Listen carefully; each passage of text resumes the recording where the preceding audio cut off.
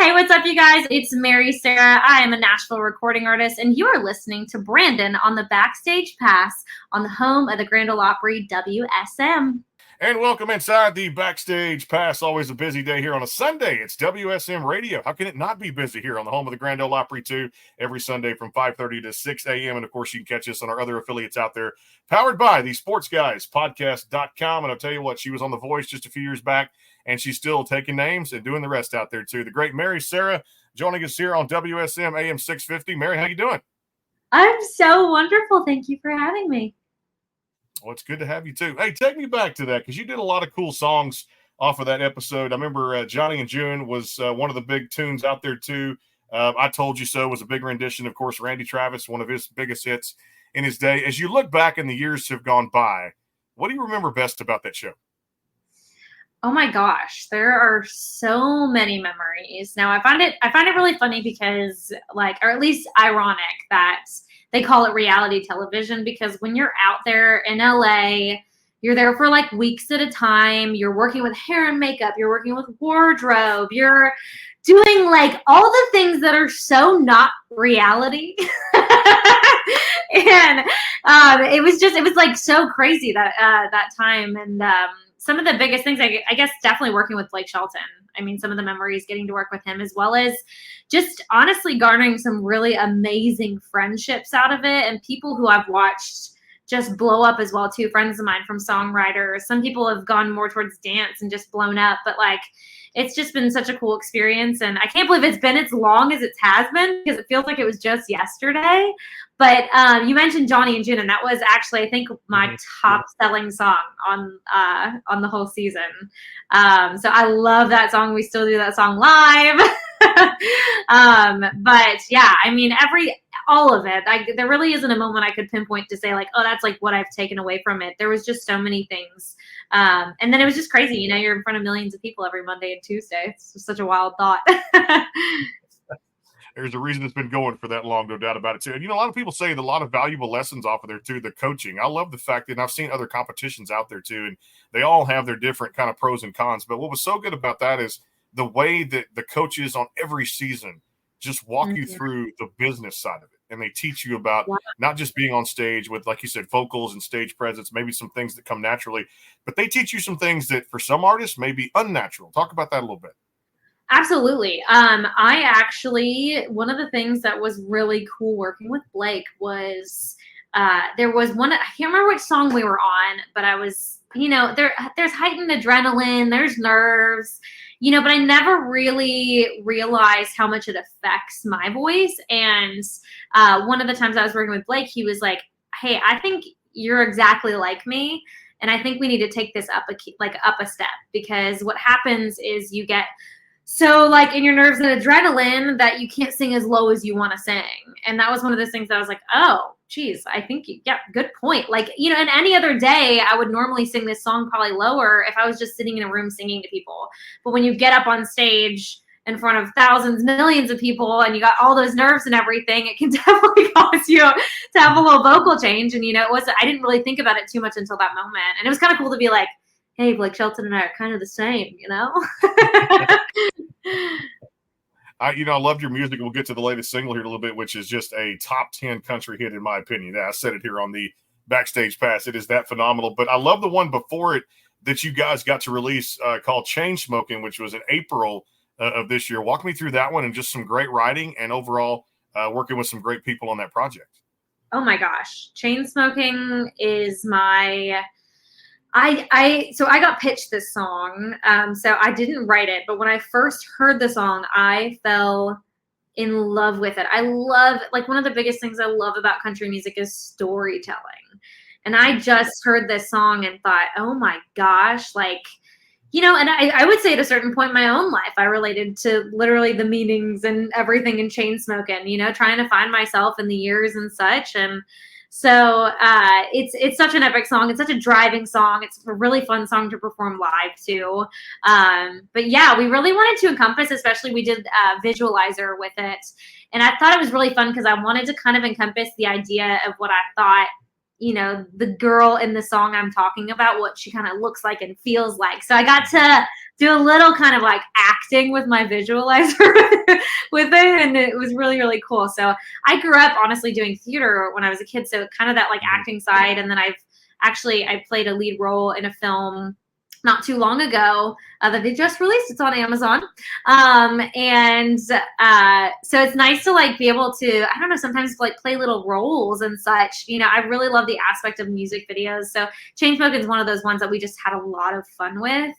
And I mean, production wise, Bart Butler produced it, like so good. Brandy Clark's a writer on that song, Trevor Rosen, like so many amazing names on there. Like, so I'm just blessed, honestly, to be the artist to be able to sing it and perform it. But yeah, it's an epic song. I love it. You know what I love was during CMA week, it was to get over there and check out the shows for the first time at everything, the Chevy Vibe stage, and I mean everything that was out there, the smaller stages, and then walk over to Nissan and see all the big time performers do their thing. I wanted to get your take on just how great that week is to give back to the fans, one, and then two, walk over there to the stadium and see somebody like Lainey Wilson just be a top pros pro and get out there and do her thing. What does that mean for females in country music? Oh my gosh, I'm such a fan. Like, I'm such a fan. I don't know if you saw just recently her performance in New York where her hair was like blowing in the wind. And I just like, the stars aligned because literally her album is called Whirlwind. And I'm like, that, like, I mean, it just couldn't be more perfect. And like, she's such a trooper. She had a hair going across her face and she's like casually just pulling it away like it's nothing, but she's literally like in a tornado. So, I mean, it's really, really, really cool. I'm such a fan, and she really is paving a way for us females and really showing how like these women can really be. I mean, if you look back in the history of country music, like Patsy Cline, Tammy Wynette, Loretta Lynn, like these are tough women that, and back then it was even worse, you know, being a female in music, or really kind of being a female in a lot of anything. It was harder. It was just a little harder. And so it's like a testament to how strong us women can be. And so I'm such a fan of hers and thankful for her. Yeah, and I love that CMA week too, because like you said too, it's amazing the fans lining up outside with their tickets and like coming to see, you know, Cody Johnson and Dolly Parton early, and of course Lainey and all those big stars there at the Music City Center for Fanfare X, and get in there and shop all the good stuff. And we actually went to the wrong media booth and actually had to go down the hallway all the way to the media room over there compared to where the artist green room was. But did you get to do any meet and greets? I know you performed some of the stages at CMA Fest. Yeah, unfortunately, honestly, I didn't do any meet and greets. We're planning on a bigger CMA Fest this next year, just with like the new releasing and stuff. So I had a couple opportunities come up to perform this year, and I was like, no way, I'm turning that down. I mean, I love CMA Fest, so I'm like, let's do it. You know, so we weren't super active on like getting a lot of stuff this year, but you know, those opportunities came along my path, and I had to take it because I love my fans. I love getting on stage. It's probably, to be honest, my favorite thing out of what I do is being able to get on stage and perform outside of honestly meeting the fans, because that's what makes everything worth it and what we do and the hard days and everything. When you hear somebody talk about, you know, how much they love a song or how it's impacted their lives, and it's just such a big thing. Like, so yeah, I love CMA Fest. Like, I've been in Nashville for 12 years, so I've practically gone every year. So it's like, you know, you can't not. It's one of the best events of the time of year that it is in the summer, and this year the weather actually cooperated pretty well for us. I tell you what, time to get a little stubborn here. What's that? Yeah. I thought it was great. The weather, I was like, this is the first time I've experienced good weather over CMA Fest. Yeah, we weren't stubborn, but hey, time to get a little stubborn here on the Backstage Pass. We'll take you back to February of this year. It's Mary Sarah out there too, and the single was called Stubborn out there. Time to do it here on AM 650, the home of the Grand Ole Opry here. From Mary Sarah, it's Stubborn. Enjoy it and crank it up.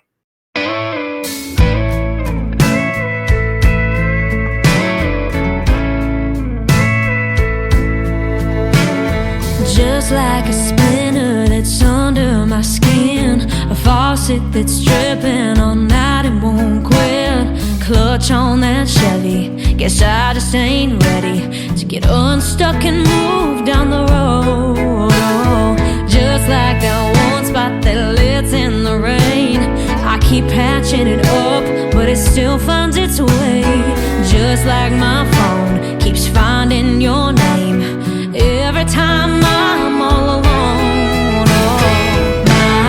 Oh, my heart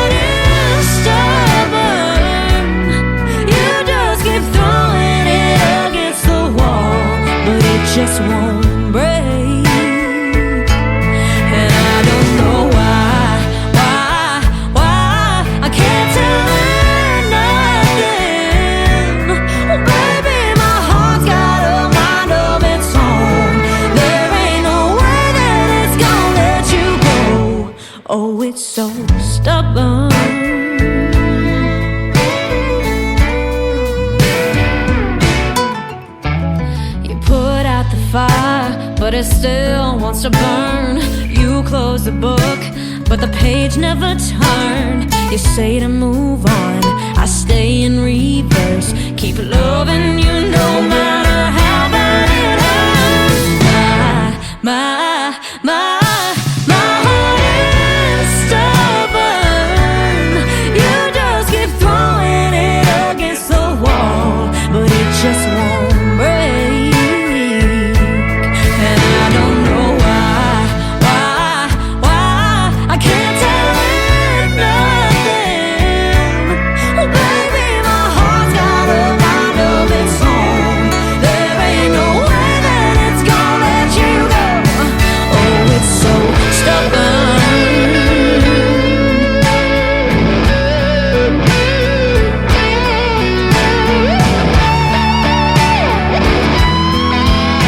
Well, I wish you would listen, I wish you would quit, but it keeps digging its heels in, just like a kid, and it's gonna love you, just like it did forever, ever, ever.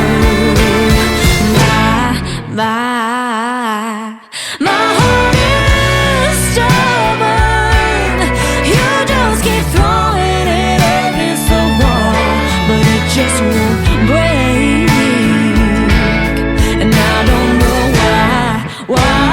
why I can't tell it nothing. Oh baby, my heart's got a mind of its own. There ain't no way that it's gonna let you go. Oh, it's so stubborn.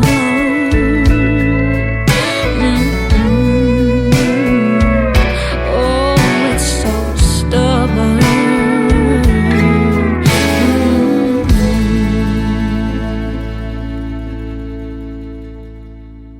Hi, this is Grammy Award-winning bluegrass artist Rhonda Vincent, and you're listening to the Backstage Pass podcast on the home of the Grand Ole Opry, WSM AM 650. The Kaden Gordon Show is a 2-hour show playing the best in country music. So check it out at thekadengordonshow.com. Again, that is thekadengordonshow.com. Making it rain from downtown with sports and music. It's the Sports Guys Podcast, only on the sportsguyspodcast.com. We're having fun here. That's when we record and we get to put them out on a Sunday morning for you here on WSM, home of the Grand Ole Opry out there Sunday mornings from 5:30 to 6 a.m. You catch us out there at the sportsguyspodcast.com and out there to our other affiliates and syndicated stations. I love that song, and I was like, you know what? We're going to feature that on WSM AM 650. Tell us about how this one came about, because it's such a fun song. Oh my gosh. Stubborn? Okay. So if you get to know me, you will know I'm pretty dang stubborn. Like in a lot of what I do. It just is what it is. I've accepted it as myself. But this was another song that was pitched to me, and it was one of those things vocally too. I grew up and how I started was in vocal lessons. And so when I heard this song, I thought this is perfect for my vocal range. It starts low to high. It's got this epic lift in the chorus that I fell in love with. I was like, I have to take this song. And when I say pitched, no, a lot of people don't know, like there's publishing houses all over Nashville, and they've got thousands and thousands and thousands of songs. And as an artist, we go around and we get pitched these songs, and this was one of them. Hillary Lindsay, Shane McAnally, and Ashley Gorley are the writers on this song, which is like, whoa, crazy, first and foremost. But the other thing why I love the song so much is it kind of reminds me of my love for Nashville. And I have been in this town for, like I said, 12 years. And it hasn't been crazy easy, like you're having to be here, you're grinding, you're doing the best that you can. And like, I feel like I watch a lot of people come in and out of Nashville, and I think it's like, the thing about it is I'm like stubborn in love with Nashville. Like it just can't get rid of me. And I'm like, and so I don't know, that's what it kind of reminds me of a little bit. And so I love this song. So that one's for all my stubborn people out there, because I know I'm not alone in this. Like you said, they try to get rid of you, but you know what? She finds a way to keep coming back. It's perseverance and just getting stronger. And that's the cool thing about it is, so much talent. I've talked to so many great artists here on the program, both singers and songwriters. And every time I go there, even having any street conversations or go out to a small show, even leading to some of the big shows, between the singers and songwriters, some of those names you just mentioned, Shane McAnally and some of the other ones, it is just a town full of talent, and everybody's out to help everybody, but also everybody's out to make it. And it's hard to do it in this business. Yeah, absolutely. Absolutely. You just have to keep going, honestly. Like, if you look at anybody who's really like famous in the public eye and you research their stories, man, there's a reason why they call it at least a 10-year town. And like a friend of mine was telling me the other day, when she got here, it was a 7-year town. So they just keep adding years onto it. But, there's a reason for that. And I think it's like you network and you really garner some amazing friendships. And that's thankfully what I've been able to do through these years. And I just now kind of feel like we're getting the opportunity to show the world who Mary Sarah is. And I've spent this time working on this music for a good amount of years now. And so there's a lot of passion and a lot of team effort in all of this. And so it's just really cool.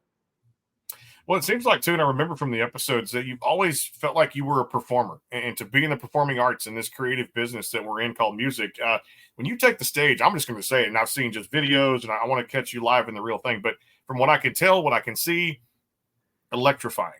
That's the word that comes to mind. It's so pure, so good. What do you enjoy most about performing in front of the fans? You mentioned that's where you like to be, is that stage.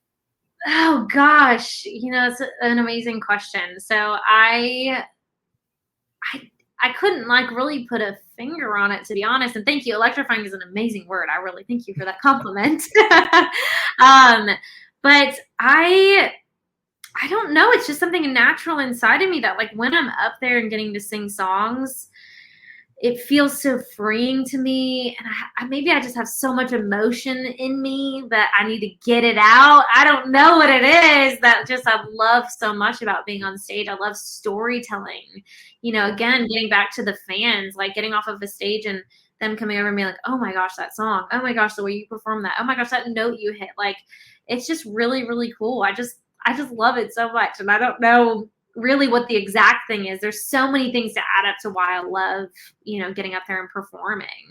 Yeah, that's the best I could do for that. And it's going to show off in this song next. You thought, like I said, Stubborn with the latest single, take you back to the end of May 31st to be exact. It's called The Bottom from Mary Sarah. Here it is on home of the Grand Ole Opry, WSM AM 650. Crank it up, because I guarantee you it's going to take you on a roller coaster ride. Back with more.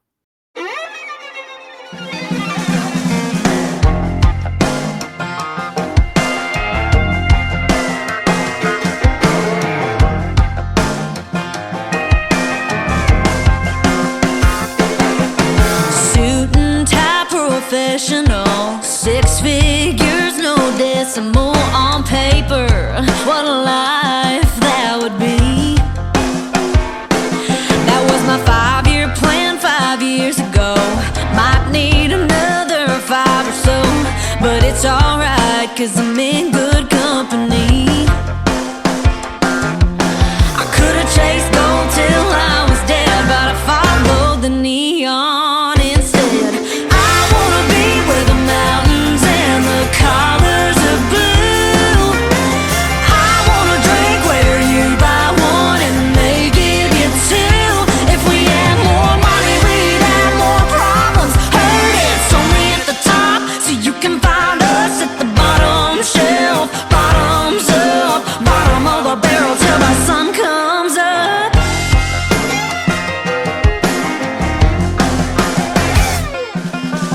Down here I'm a regular. Round here, rounds are better served straight from the well, make them strong and cheap. You can put them on my tab any day of the week. Yeah, I wanna be where the mountains and the colors of blue. I wanna drink where you buy one and they give you 2. If we had more money, we'd have more problems. Heard it's only at the top, so you can find us at the bottom shelf. Bottoms up, bottom of the barrel till the sun comes up.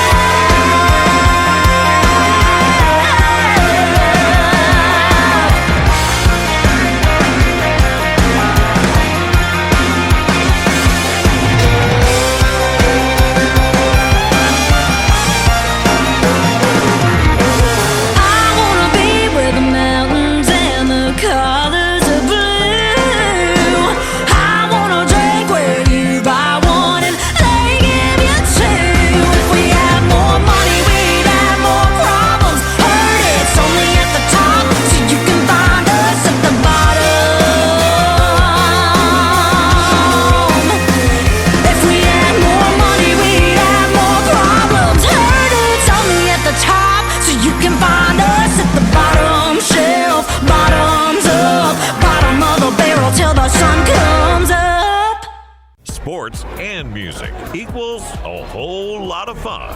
It's the Sports Guys. Check them out on the sportsguyspodcast.com. The Kaden Gordon Show is a 2-hour show playing the best in country music. So check it out at thekadengordonshow.com. Again, that is thekadengordonshow.com. Hey y'all, this is T. Graham Brown, and you're listening to Backstage Pass right here on WSM Radio, baby. And back here on WSM AM 650, the home of the Grand Ole Opry. Like, I've been there just a few times this year, and I can tell you, nothing is better than making your debut. And I have to lead this question because here's someone who's done that. Mary Sarah, shortly after getting off The Voice, she made her Grand Ole Opry debut. I got to talk about the bottom here because that's just a fantastic single that you guys have put out. So we'll do the Opry in a second, but the bottom itself, my goodness, what an amazing song that we get to feature here on AM 650 WSM from the great Mary Sarah. Tell us all about this one. Oh my gosh. The Bottom is my sassy song. When I heard this song, I was like, this is me. It felt like me. I grew up in Texas. I grew up in a small town. I grew up singing in honky tonks and dive bars and fellowshipping with people in there. And like, it really has always been my favorite place. And some of my favorite places and some of my favorite memories are just like in the diviest of dive bars, but with really amazing people and 2-for-1s. And, it's such a beautiful song. I love it so much. And it reminds me of kind of like Redneck Woman in a way. I love Redneck Woman. Like, it's just very sassy and upbeat. And so when I heard the song, I was like, I can perform the heck out of this song. Like, this is like my jam. It felt like a summer jam for people to roll their windows down to and just sing along. And I feel like a lot of the times I do work on songs that have a lot of more storytelling and a little more serious. Like if you look at Stubborn, if you look at Chainsmoking, they're definitely more like kind of storytelling, more emotional. This one is just fun, and I haven't done that yet. And so that was what we really wanted to accomplish with this. And I think by the time anybody hears our interview, our music video for The Bottom will be out. So we should be premiering that next week. Look forward to seeing that too. The attitude and the sass in the song. Okay. Yes, it did remind me a little bit of Gretchen Wilson and Redneck Woman. Like I said, to get straight to the point, the way the song comes out lyrically and the way it makes somebody feel too. I mentioned that Center Circle, since we're on the home of the Grand Ole Opry too, and just proud to have this new adventure here on the show. First time you stepped in that Center Circle, what went through your mind? And I know in the back of it too that I've got to get there as soon as it's announced again that Mary Sarah's going to step in that Center Circle. What was it like the first time? What would it like to do that again? What would it feel like to do that again? Oh my gosh, that moment. I mean, that's been what I think anybody in country music, it's like the ultimate goal that everyone has. And so I had kind of talked a little bit with Pete Fisher, who ran the Opry for a long time. And he was always kind of like, hey, we need a little bit more going on, we need just a little bit, like, you got to get some music out there. You got to get and so it was always kind of like, you got to do a little bit more to get there, and I totally get it because, like those are prime spots and like, True. There's a lot of us. So, but yeah, when I got off of The Voice, I immediately got an email from Pete and he was like, pick a date. When I got back, it was actually CMA Fest that year. Mm-hmm. And so that was probably honestly my most epic CMA Fest so far, because every show I played, it was last minute booked, which is unheard of, which normally like CMA Fest is booked way ahead. And I had packed shows, like packed. I mean, coming out of and I was like, oh my God, this is crazy. But when he offered, to get into the circle, I was like, I cried for sure. It was amazing. And like to be in there, there's really nothing like it. The only thing I could probably compare a little bit is like the Ryman, but that's the original, the original home. And that was like amazing too. I'd gotten to do that prior to The Voice for a Ray Price tribute. But those, those times in there, it's just like sacred grounds. I mean, it was so respected, and I feel honored to even get the opportunity to be in a place like that. So I'm not even sure if I really remember everything that happened while I was up there, because I was just like, But it was amazing. I had friends and family around me. My best friend Carly was right up in the front, just like with a little camera. And it was just, it was incredible. It was really so beautiful. So thank you to the Opry for that. And yeah, we're looking forward to hopefully getting back on there. Well, I'll make a prophecy here too, as I did a few years ago when I talked to Lainey Wilson. You're going to get, as a member of the Opry, I think the performance is going to happen again sooner than later for the great Mary Sarah out there too, with all the great hard work and getting back inside that center circle. And if it does, I got to fly in there just to see it, since I made the prophecy. If it does come true, I got to be sitting there, 5-6 rows back, or maybe the front row, and just see it happen. Right again. We'll have to stay in touch here, and I've got a few backstage spots too. So we'll if this really does really sooner rather than later, Brandon, I'll be calling you, be like, hey man, you're backstage.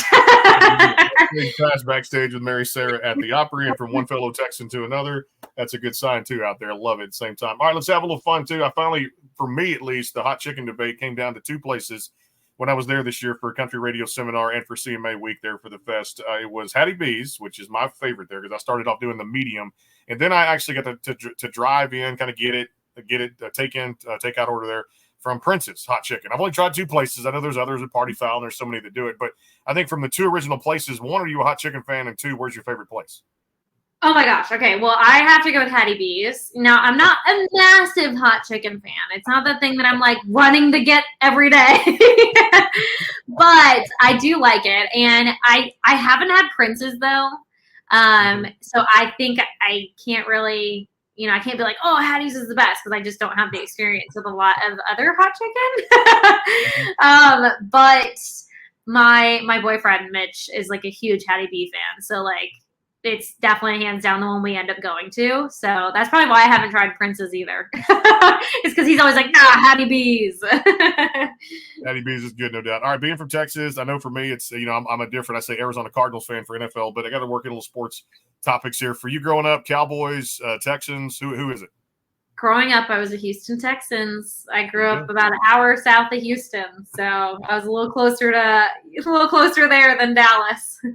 I love it too, which is good. And you know what? Hey, this franchise is coming back to existence, resurfacing themselves a little bit, having a great season. Hard years, man, I will say we've had some hard years, but I have sang the national anthem for them, and that they have like 85,000 people in the stadium for that anthem. I was like, holy crap.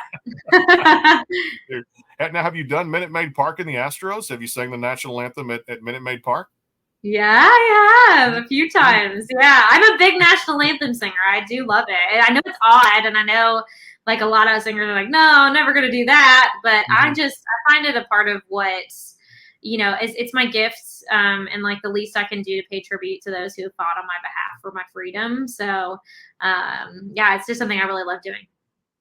Well, I tell you what, she's one of the best out there, too. Glad we could highlight her here on AM 650 WSM, the home of the Grand Ole Opry. You can check out the Backstage Pass, powered by the SportsGuysPodcast.com every Sunday morning right here, 5:30 to 6 a.m. And check her out at marysarah.com with an H, SARAH.com, and the new single, The Bottom, across all the streaming platforms. And guess what? More to come, because we're just halfway through 2024, and I know there's more to come, more albums, more singles out there, too. Hey, appreciate you being with us, and hope you enjoyed the time. Brandon, thank you so much. This has been such a joy, and I look forward to the next one. We're going to keep doing it again, no doubt. marysarah.com, and go stream The Bottom across all those digital streaming platforms. We're back next Sunday for another episode here on WSM AM 650, the home of the Grand Ole Opry. We'll see you then. Take care, and God bless. Hey, y'all, it's Nashville recording artist Russell Dickerson, and you're listening to the Backstage Pass with Brandon on the home of the Opry, 650 AM WSM.